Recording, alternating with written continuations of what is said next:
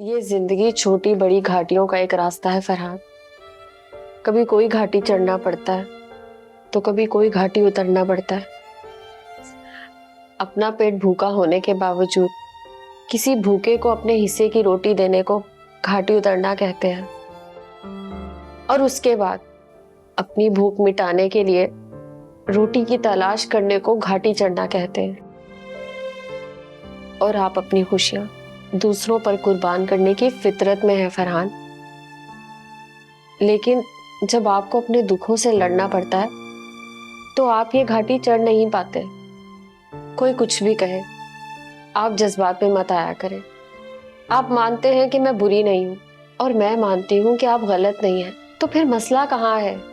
आपकी शरीके हयात मैं हूं और कोई नहीं है।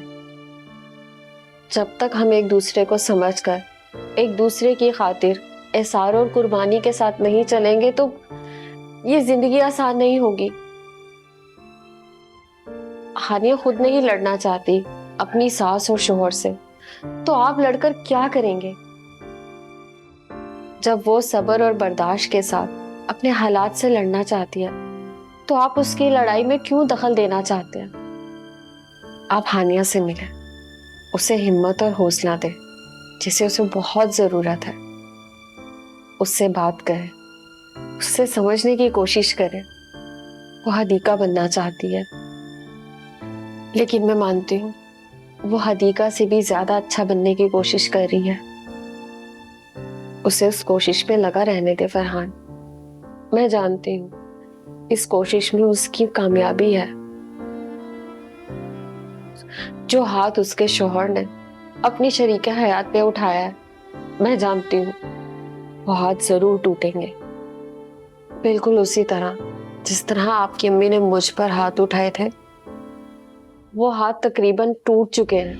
क्या कहूँ के किस कदर ये जिंदगी मैंने जिया, जिंदगी भर आंसुओं ने दिल मेरा जख्मी किया।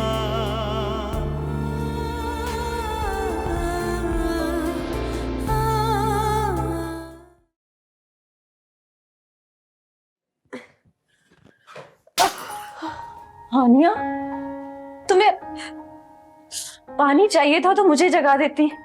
मैं इसीलिए हूं यहाँ पर।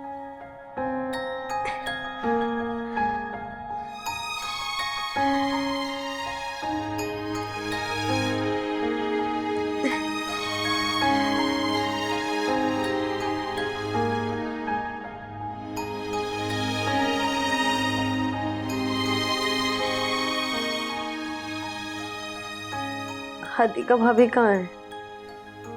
फरहान भाई को तुम्हारी वजह से परेशानी हो रही थी, इसलिए हदीका भाभी को जाना पड़ा। कल सुबह आ जाएंगी वो। शाफे और अयान कहाँ है? वो भी घर चले गए। तो आप भी चली जाती, आप यहाँ क्यों रुक गई? हानिया, किसी को तो रुकना था ना यहाँ पे।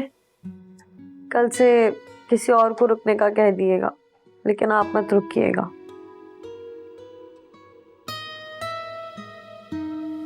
हानिया, मेरी तरफ देखो।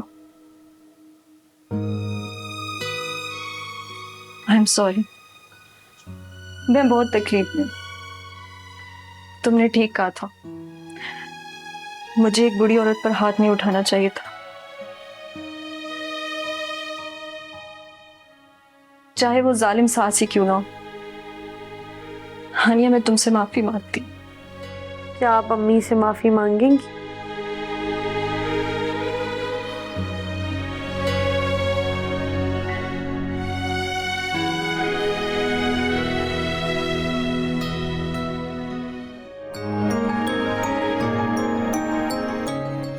शाफे, तुम आ गई। आप ठीक तो है ना? मैं ठीक हूँ। अयान कहाँ है? घर पे है। सुबह तक तो जाग रहा था, अब वो सो रहा है अपने कमरे में। अच्छा। और फाइक फाइक ने मेरे बारे में कोई बात की? किस बात की उम्मीद रख रही हैं आप डैड से अपने लिए?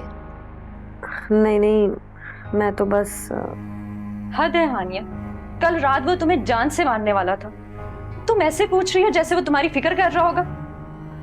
आप ठीक कह रही हैं कोमल भाभी। मैं उनके बारे में क्यों पूछ रही हूँ ये बात आप नहीं जानती। डैड को पुलिस गिरफ्तार करके जा चुकी है कल रात ही।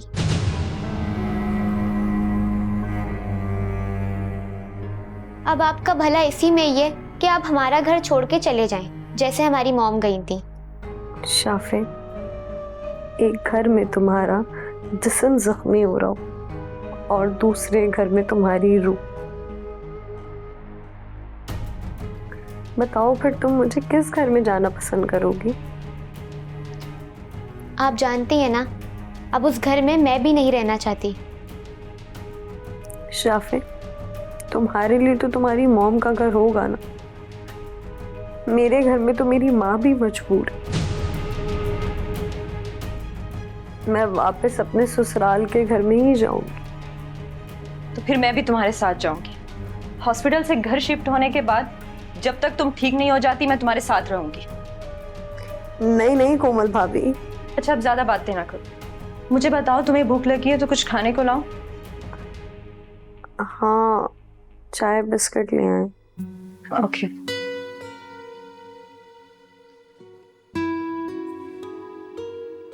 आप वाकई इतनी बहादुर है या बनने की कोशिश करती हैं? तुम फिक्र ना करो, थप्पड़ तो मैंने बहुत खाए लेकिन ऐसी मार पहली दफा खाई। आहिस्ता आहिस्ता आदत हो जाएगी मुझे। अभी कुछ ही देर में डैड घर वापस आने वाले हैं। अब पता नहीं वो अयान के साथ क्या सलूक करेंगे, और आप यहाँ पे मुस्कुरा रही हैं। अयान के साथ? लेकिन क्यों? क्योंकि डैड को अयान ने ही अरेस्ट करवाया था।